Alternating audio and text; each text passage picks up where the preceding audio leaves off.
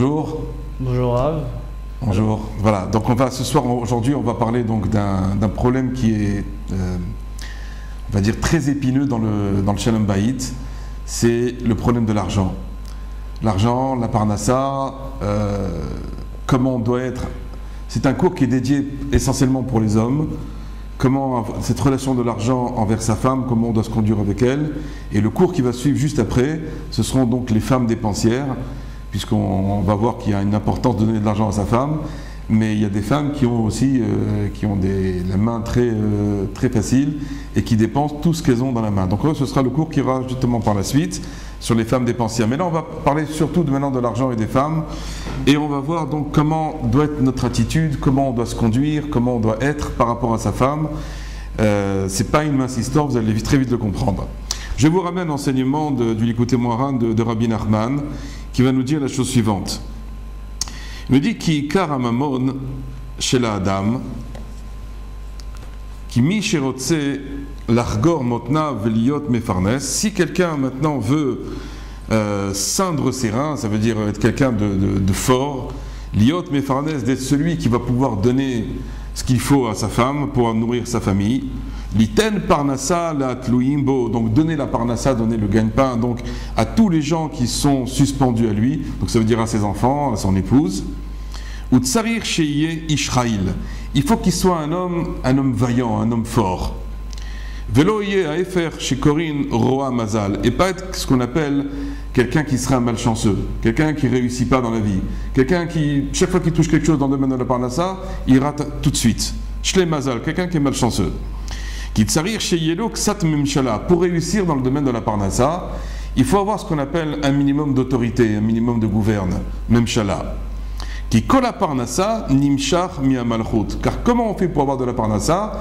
Il faut avoir ce qu'on appelle un peu de malchut, c'est-à-dire un peu de royauté, un peu une auréole, une forme d'autorité. Et il dit lorsqu'un homme fait énormément d'efforts pour justement donner la parnassa à sa femme, pour pouvoir la nourrir, l'habiller, etc. Il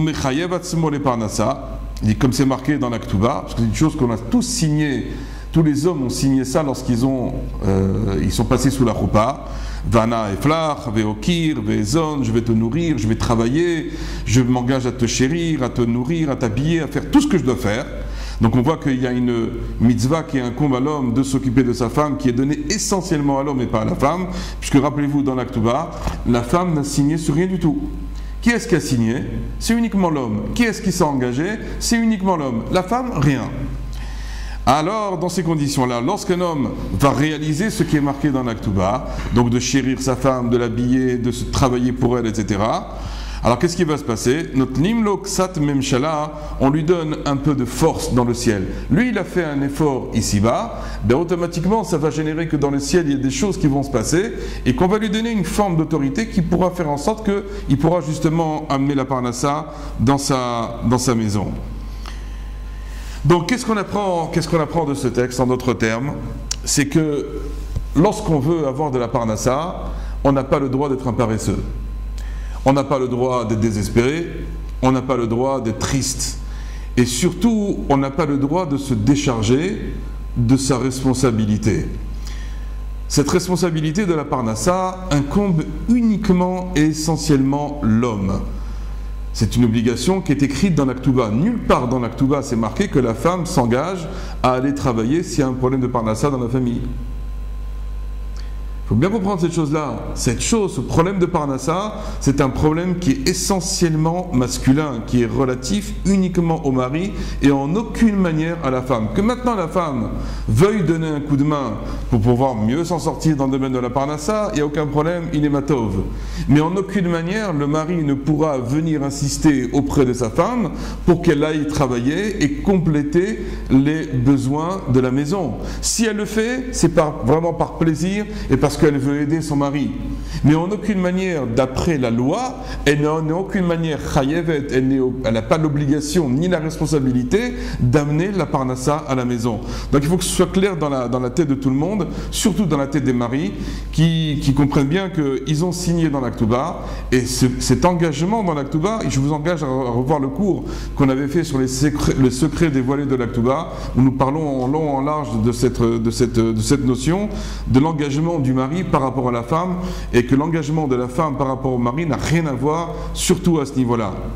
Je ne sais pas si c'est en rapport, mais j'ai entendu dans une étude en France que les couples où la femme gagne vraiment beaucoup plus que le mari sont des couples qui ne tiennent finalement pas très longtemps avec le temps. C'est sûr qu'il y a un problème, surtout lorsqu'il y a un problème au niveau des diplômes, il y a un problème au niveau du quotient intellectuel, il y a un problème au niveau de l'argent, que la femme gagne plus que l'homme, etc. C'est sûr qu'il peut y avoir un décalage. Maintenant, si la femme gagne plus que le mari, elle ne doit pas s'en servir pour écraser son mari. Si la femme est plus diplômée que son mari, elle ne doit pas s'en servir aussi pour écraser son mari, etc., etc. C'est pas parce que la femme a été, Dieu lui a donné plus de facilité dans tel ou tel domaine qu'elle doit en profiter pour écraser son mari. C'est pas le but. Le but, c'est que le couple monte ensemble. Moi, j'ai vu des cas où, par exemple, il y avait une différence au niveau du quotient intellectuel entre la femme et le mari. La femme était quelqu'un de très lettré, le mari beaucoup moins, mais que la femme savait malgré tout donner le kavod à son mari. Ce sont des couples qui fonctionnent très bien. Tout dépend après du niveau de tzidkout, de piété de la femme et du mari, pour savoir comment se conduire avec quelqu'un qui est moins que nous.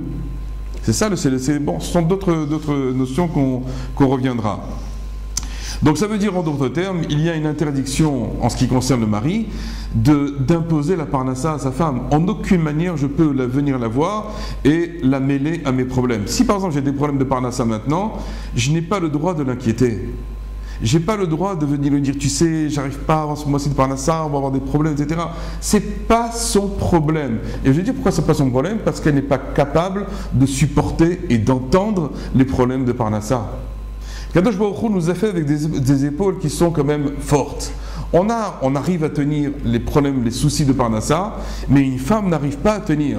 Combien de fois ça peut arriver qu'un homme a des problèmes de parnassa, il vient en parler à sa femme? Et la femme prend panique complètement, et lui, au bout de 2-3 jours, il a solutionné son problème de parnassa. Maintenant, elle est restée avec le problème dans la tête. Même qu'il vient lui dire maintenant c'est résolu, elle est encore sous l'effet du choc qu'elle a reçu il y a 3 jours, elle n'arrive pas à supporter, elle ne peut pas supporter, c'est pas fait pour elle. Si Dieu a demandé une chose pareille, que c'est à nous de travailler, à nous de la nourrir, à nous d'aller faire tout ce qu'il faut pour ses besoins, c'est parce qu'elle n'a pas la capacité, c'est trop dur pour elle. Si maintenant, à part ça, elle peut donner un coup de main, comme on l'a dit tout à l'heure, pourquoi pas, il n'y a pas de souci, elle veut aller travailler, elle est une femme émancipée, elle a besoin de sortir, etc. Il n'y a pas de souci. Mais pas de lui mettre le joug de la parnassa sur sa tête, cela en aucune manière. Même si par exemple l'homme maintenant est endetté, il faut comprendre que c'est son problème. Le problème de la parnassa, ça lui incombe à lui et pas à la femme. Et donc, même s'il est endetté, il doit continuer encore à tenir les promesses sur lesquelles il s'est engagé quand il a signé sur l'Aktuba.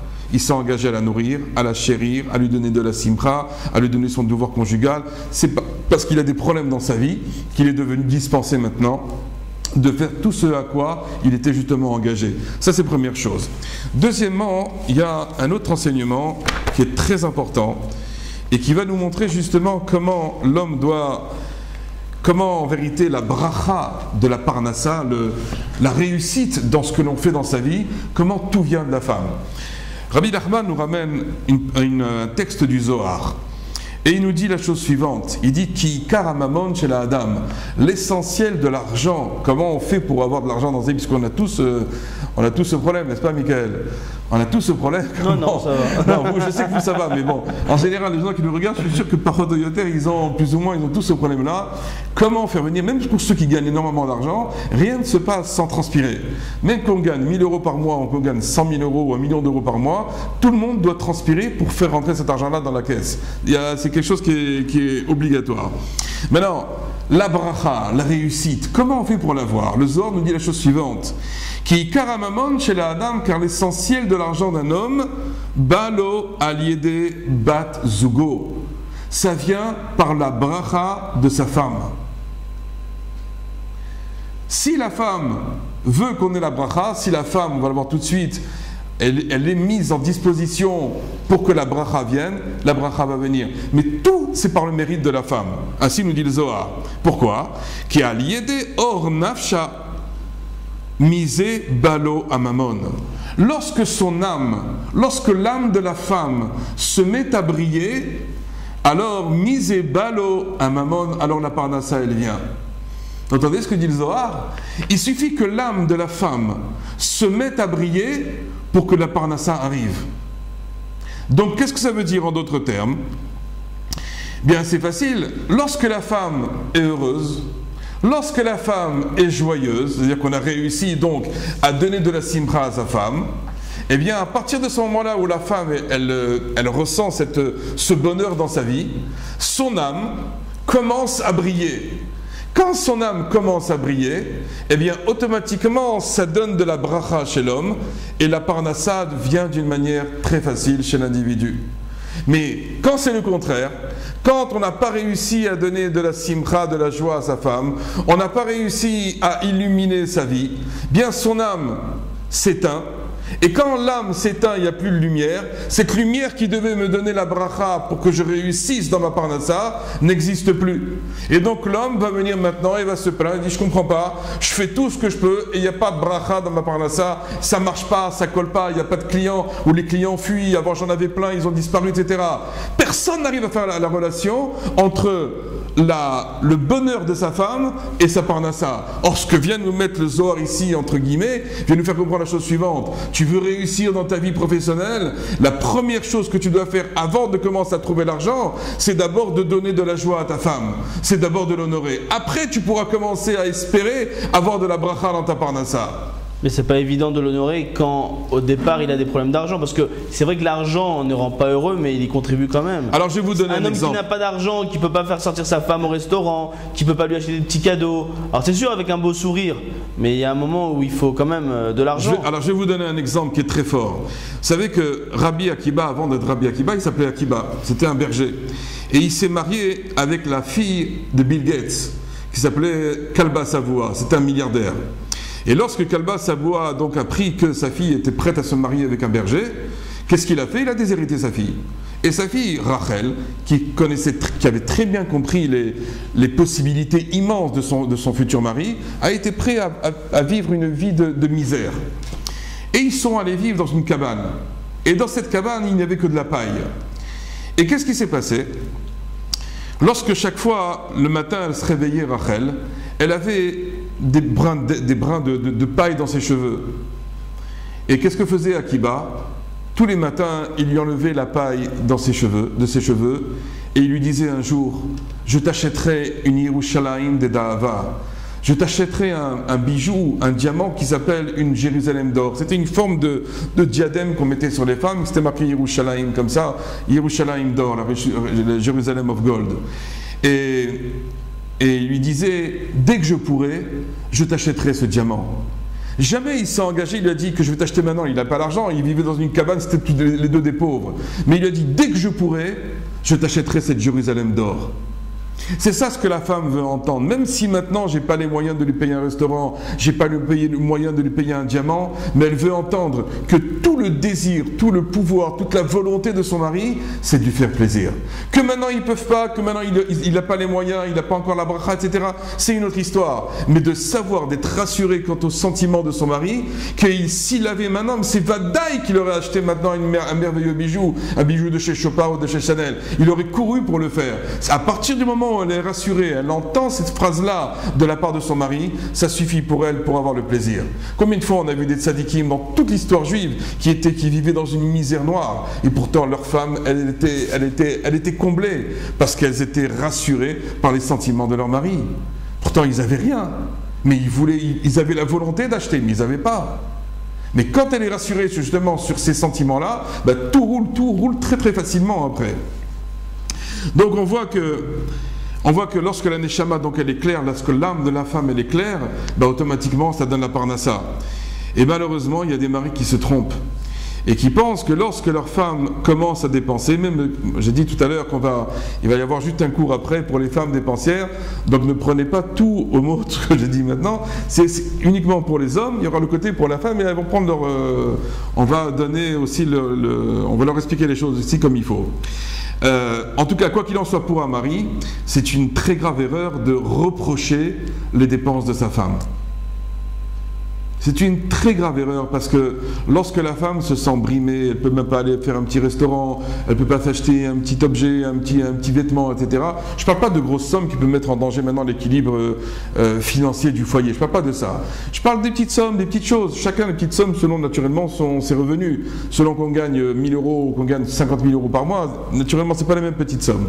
Mais en tout cas, reprocher les dépenses d'une femme, c'est le meilleur moyen de l'étouffer. Quand une femme est étouffée, bien la lumière qui était censée briller sur l'âme de cette femme ne brille plus. Et donc automatiquement, lorsque maintenant on arrive à ce contraste, on en arrive à voir que la lumière de l'âme de sa femme s'est contractée complètement, ben, automatiquement il va y avoir une diminution de la parnassa.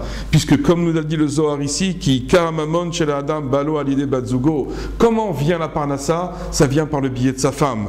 Et que comment vient cette bracha-là qui a lié or nafsha misé balo amamon? Par la lumière de l'âme de sa femme va lui venir la parnassa. Donc elle a dépensé, elle a été faire un petit restaurant avec une copine, etc. Tu viens, tu la brimes, tu lui dis arrête de dépenser, j'en ai marre, ça m'a fait un trou de 300 ou 400 euros ce mois-ci, je peux pas tenir, etc.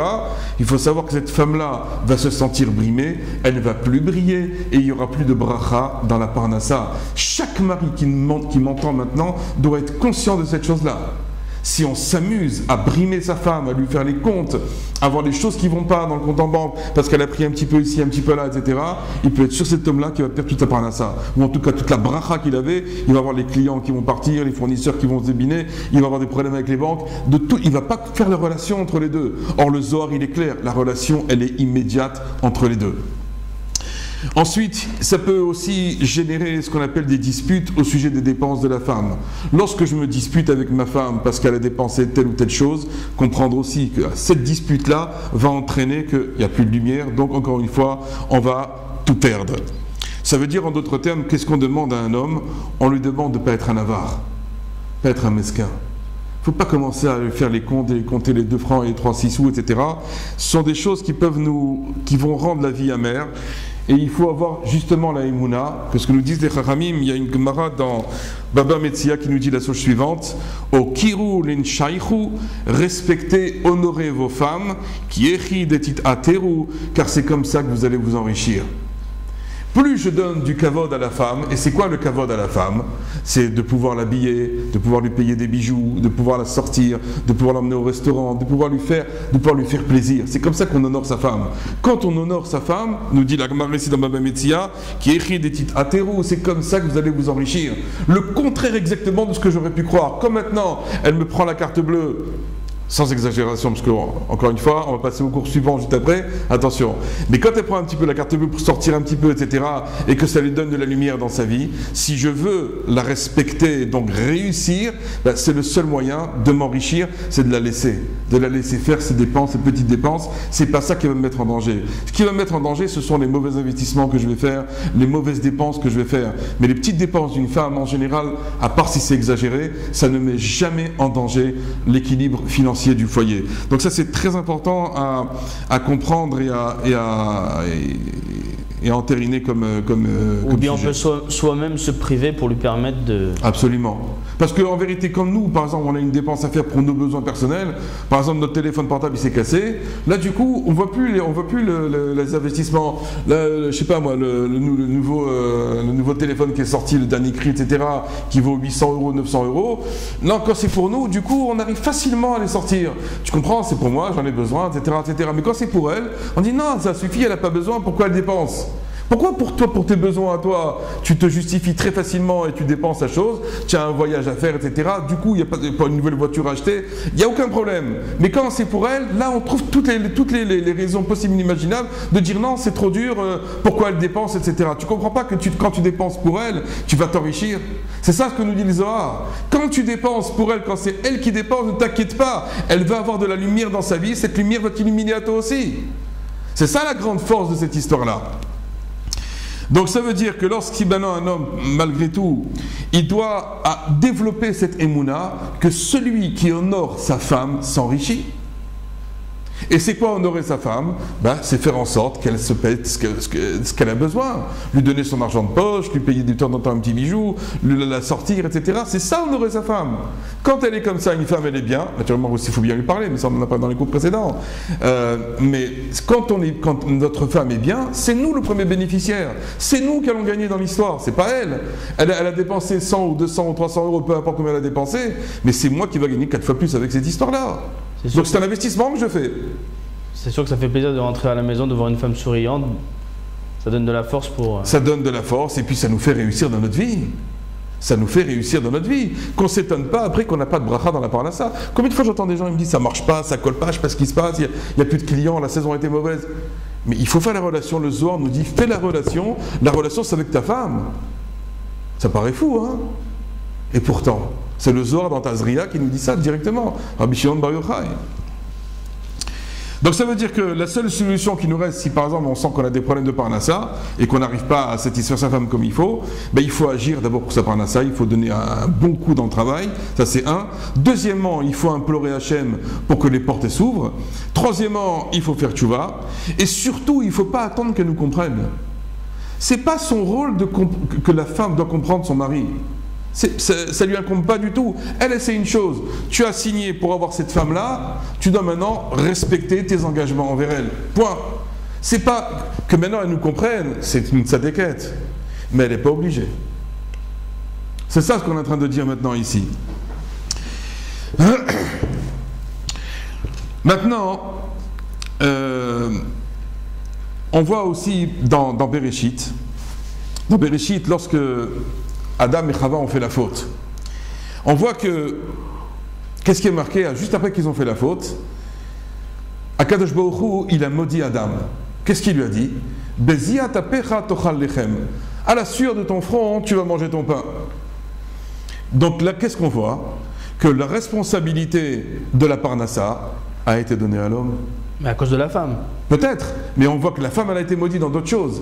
Elle a été maudite par le sang des règles, elle a été maudite par les douleurs de l'enfantement, par les douleurs de l'accouchement, par les douleurs de l'éducation, etc., la souffrance de l'éducation, le chagrin qu'elle aura. Elle a eu 10 malédictions. Mais l'homme aussi, il a eu ses malédictions. Et une, la plus grave d'entre elles, c'est que, la première chose, c'est que la mort a commencé à venir sur terre. Avant, la mort n'existait pas, l'homme aurait dû être immortel. La première chose. Et la deuxième chose, c'est que, Beziat apecha tochal lechem, à la sueur de ton front, tu vas manger ton pain. C'est une malédiction que jusqu'à aujourd'hui, elle a lieu. Donc en tout cas, cette malédiction à qui elle a été donnée? Elle n'a pas été donnée à la femme. La femme, encore une fois, elle a eu d'autres malédictions. Elle a été donnée à qui? À l'homme. Qu'est-ce qu'on lui a dit? Tu vas souffrir pour voir ta parnassa. Donc mashma, qu'est-ce qu'on apprend de là? Que tout le inyan de la parnassa retombe sur les épaules de l'homme et pas sur celles de la femme.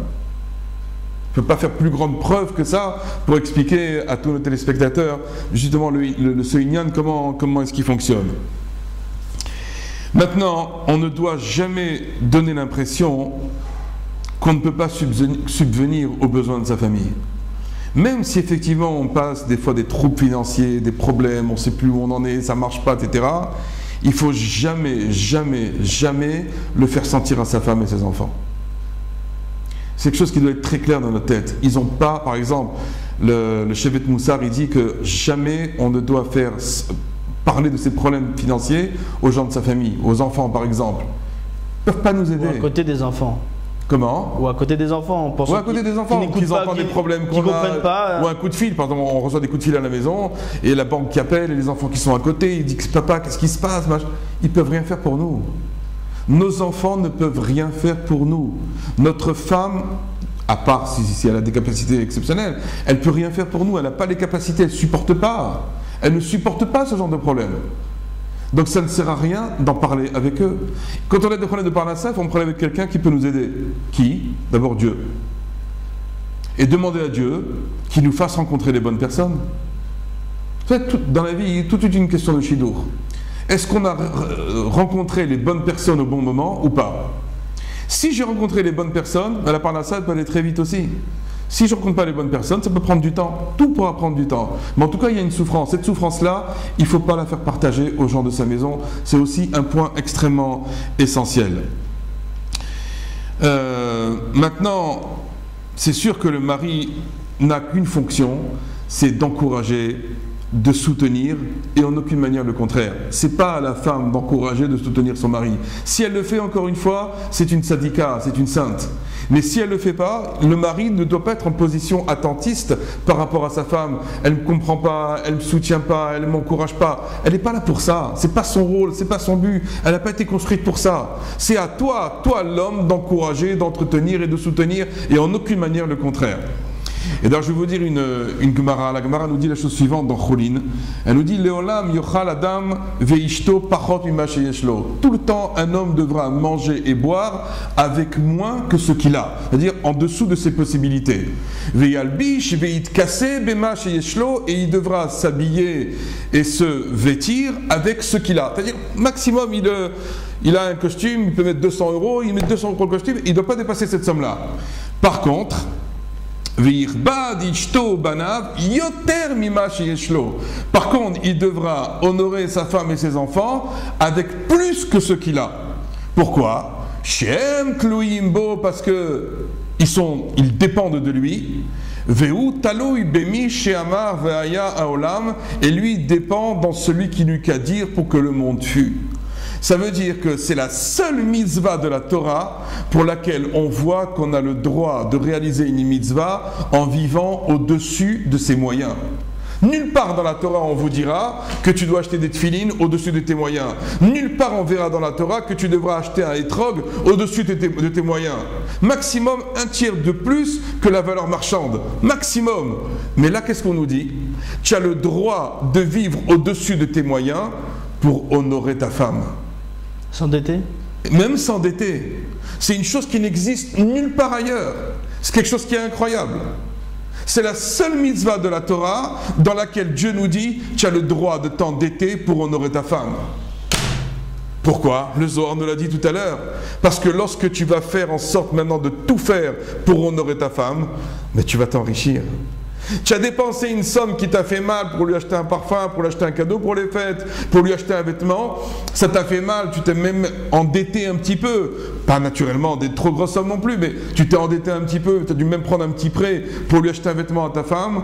Sache que ta femme va briller. Quand elle va briller, tu vas réussir ta parnassa. Ça marche automatiquement ainsi, et c'est la seule mitzvah de la Torah pour laquelle justement j'ai le droit de m'endetter et le droit de vivre au-dessus de mes moyens. En ce qui me concerne à moi, j'ai pas le droit de dépasser mes moyens.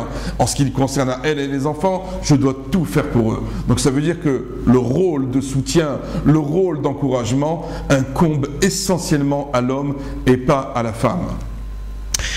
Voilà, grosso modo, c'est ce qu'on pourrait dire sur l'argent et les femmes aujourd'hui.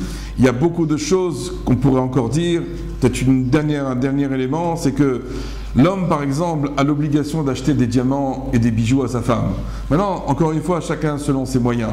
Et la Gemara dans Shabbat nous ramène qu'il y a 3 choses qui amènent la pauvreté à un homme. Et une des choses, c'est lorsque, par exemple, une femme insulte son mari. Une femme qui insulte son mari, c'est vadaï que la haniout, que la pauvreté va rentrer dans la maison. Et la Gemara dans Shabbat, là-bas, dans le Samerbet, Amoudbet, elle dit, mais pourquoi une femme va insulter son mari? Pour quelle raison? Tout simplement parce que al-iske tarchitim, parce qu'il n'a pas acheté des diamants. Ça veut dire que les diamants pour une femme, les bijoux, naturellement, il y a du zirconium, il y a plusieurs niveaux, vous savez qu'il y a plein de prix dans les diamants. Mais en tout cas, elle a besoin d'avoir des bijoux, quelque chose qui la fasse grandir, qui l'honore.